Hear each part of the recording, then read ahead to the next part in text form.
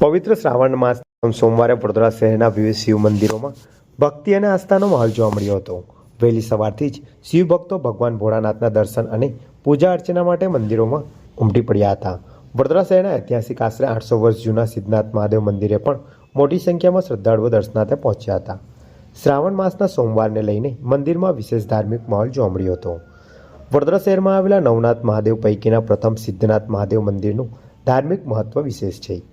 શ્રાવણ માસ દરમિયાન અહીંથી કાવડ યાત્રાની શરૂઆત કરવામાં આવે છે.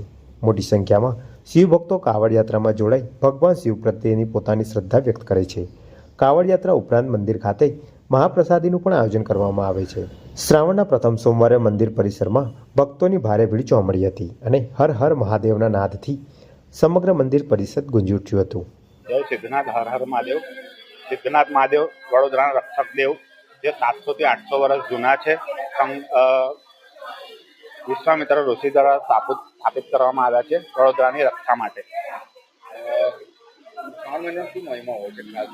શ્રાવણ મહિનામાં મહિમા એવું છે કે શ્રાવણ મહિનામાં મહાદેવજી ઉપર જળ ચડાવવામાં આવે તો મહાદેવજી પ્રસન્ન થાય છે અને તમને તમારું જીવન સિદ્ધ કરે છે. જે ભાગરૂપે સિદ્ધનાથ મહાદેવની સ્થાપના કરવામાં આવી હતી. શ્રાવણ મહિનાનો અહીંયા વિશેષ મહત્વ છે. અહીંયા પાણી ચડાવવાથી, જળ ચડાવવાથી તમારી મનોકામના પૂર્ણ થાય છે.